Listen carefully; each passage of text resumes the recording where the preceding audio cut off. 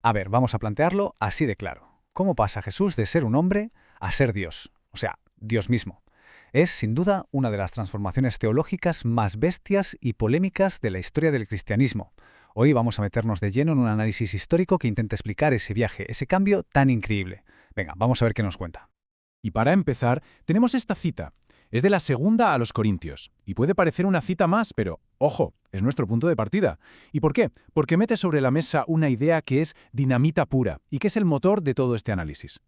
La idea de que la palabra original de Dios, la primera, la auténtica, pudo ser corrompida, alterada. Y esa palabrita, cambio, es la clave de todo lo que vamos a desgranar hoy. Bien, esta es la hoja de ruta que vamos a seguir. Primero, el punto de partida. Luego, cómo empieza el cisma, la división. Después, quiénes son los agentes del cambio. La cuarta parte, una batalla de ideas brutal. Y por último, cómo nace una nueva ortodoxia. Sencillo, ¿verdad? Pues vamos a ello. Vale, empezamos por el principio, como tiene que ser. Para entender cómo algo cambia, primero tenemos que saber cómo era. Así que, la pregunta es, según este análisis histórico, ¿qué se creía sobre Jesús al principio de todo? ¿Cuál era esa doctrina que aquí se llama pura antes de que empezara la transformación? Pues la doctrina original, la que se supone que se mantuvo hasta que murieron los apóstoles, era, la verdad, sorprendentemente directa y clara. Jesús era, en esencia, un ser humano, un hombre, y sus títulos, Cristo, Hijo de Dios, no eran parte de su naturaleza, sino más bien un cargo, una autoridad que Dios, el Padre, le había dado. O sea, no definía quién era él por naturaleza, sino la función que hacía. Y aquí, en esta comparativa, es donde se ve el cambio de golpe. Es brutal.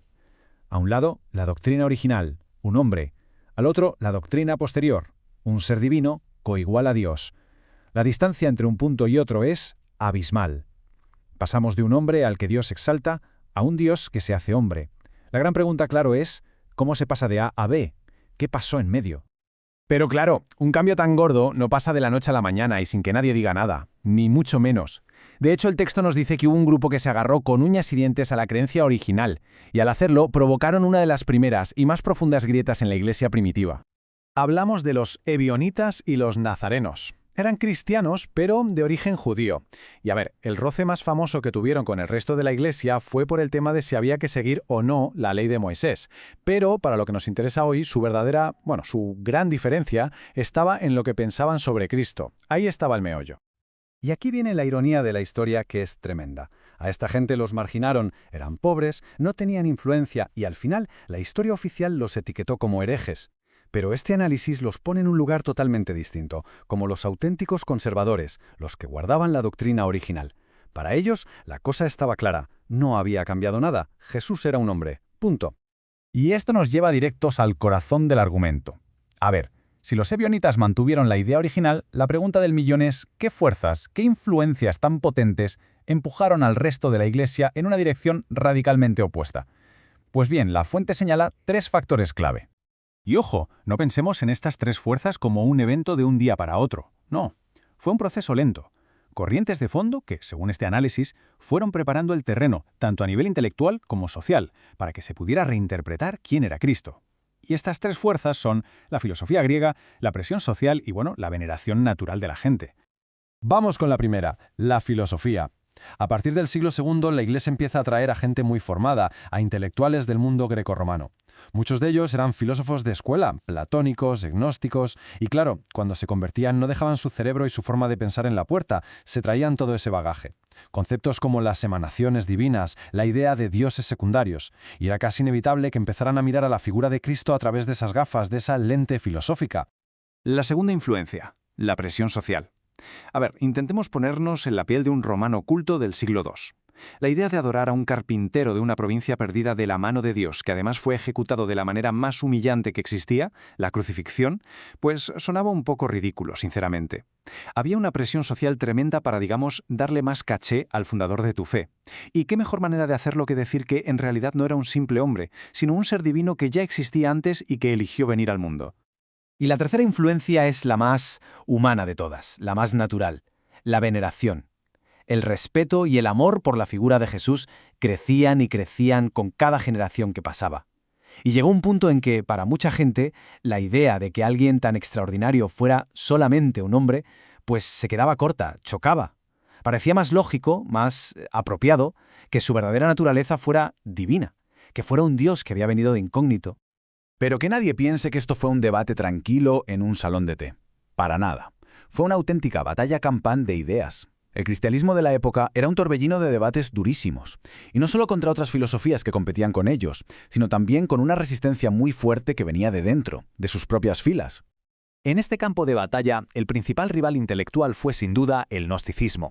Era un sistema de pensamiento súper complejo, fascinante, la verdad, que proponía una visión de Cristo tan diferente a la que estaba surgiendo, que los nuevos líderes de la Iglesia lo vieron como una amenaza existencial, algo que tenían que combatir sí o sí. Para que nos hagamos una idea, para los gnósticos este mundo, el mundo material, era una chapuza, una prisión creada por un Dios inferior, un Dios defectuoso, que para ellos era el Dios del Antiguo Testamento. Y Cristo era un ser espiritual puro, un eón, que bajó para liberarnos de esta prisión. En algunas versiones gnósticas, este eón simplemente usó el cuerpo de Jesús como un traje por un tiempo. En otras, Jesús ni siquiera fue real, solo era una especie de holograma. Con esto nos podemos hacer una idea del nivel de las ideas cósmicas que estaban compitiendo por definir la fe.